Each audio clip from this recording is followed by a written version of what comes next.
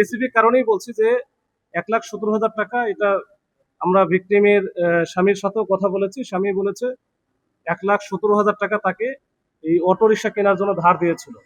যেই টাকাটা প্রতি মাসে মাসে ওই সুদ আকারে কিছু সুদ এবং কিছু প্রিন্সিপাল অ্যামাউন্ট যেটা বা মূল টাকা এখান থেকে তাকে প্রতি মাসে মাসে দেওয়ার কথা।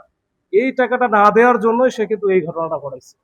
যে টাকাটা যেন না দেওয়া লাগে সেই জন্য তার কাছে যে স্ট্যাম্প আছে এই স্ট্যাম্পটা সে নিয়ে আসবে, কিন্তু স্ট্যাম্প নিতে গিয়েই আসলে যখন সে চিৎকার করে এর মধ্যে সে যেহেতু চাকুটা নিয়ে গেছিল সাথে, হয়তো উদ্দেশ্য ছিল মেরে ফেলা, সে যদিও বলতেছে আমার মেরে ফেলার উদ্দেশ্য ছিল না, ভয় দেখানোর উদ্দেশ্য ছিল, কিন্তু এর মধ্যে ঘটনাটা ঘটে ফেলে। এখন মেয়েটা আসে, মেয়েটাকেও একইভাবে চাকু মারে। এটাই হচ্ছে, এর বাইরে প্রথমে মেরেছে এই যে এনি বড়ুয়া যে গৃহবধূ, ওনাকে আগে মারছে। ওনাকে মারার সময় যখন ও চিৎকার চেঁচামেচি শুরু করছে তখন এই যে মেয়ে যেটা ছিল, মেয়েটা মনে হয় পড়াশোনা করতেছিল এই সময় ওই ভিতরে ঘরে, তখন সে তো আসলে চিৎকার শুনে তখন তো সে দৌড়ে কাছাকাছি গেছে, তখন তাকেও ধরে ফেলছে। মানে প্রথমেই মারছে মাকে, মার পরে তো মেয়েকে মারছে।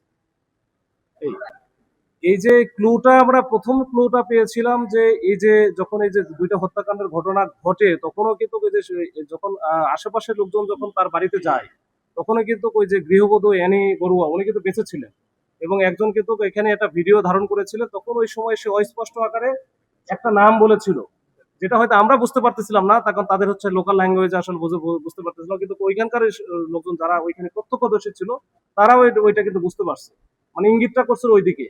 তখন তাদের কাছ থেকে আমরা ওই জিনিসটা ক্লুটা পাই, পাওয়ার পরে আমরা কিন্তু যখন দেখি যে হ্যাঁ সেও পলাতক এবং তাকে পাওয়া যাচ্ছে না, এবং তার যে পিসিপিআর পূর্বের যে রেকর্ড ওইটা দেখে আমরা মোটামুটি কনফার্ম হয় যে সে এইটা সেই ঘটাইছে। তারপরে আমরা কিন্তু তার পিছনে দৌড়ানো শুরু করি, এবং দৌড়ানো শুরু করতে করতে একটা পর্যায়ে আমরা, সে খুবই চালাক চতুর এবং বিভিন্ন সময়ে বিভিন্ন জায়গায় সে দৌড়াদৌড়ি করেছে এবং আত্মগোপন করার চেষ্টা করেছে।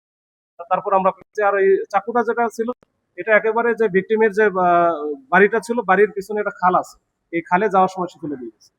একটাই আমি বারবার বলতেছি যে তাদের মধ্যে যে এই যে অটোরিকশা যে কিনলো এই যে সুজন কি বলবো রিমন বড়ুয়া বা তেজপ্রিয়, এই অটোরিকশা কেনার জন্য তার কাছ থেকে 1,17,000 টাকা ধার নিয়েছিল। এটা স্ট্যাম্প করা ছিল এবং প্রতি মাসে মাসে সুদ সহ কিছু টাকা প্রতি মাসে কিস্তি আকারে দেওয়ার কথা।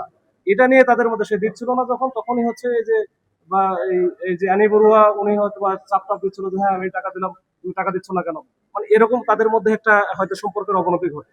এই অবনতি থেকেই কিন্তু এই ঘটনাটা ঘটছে।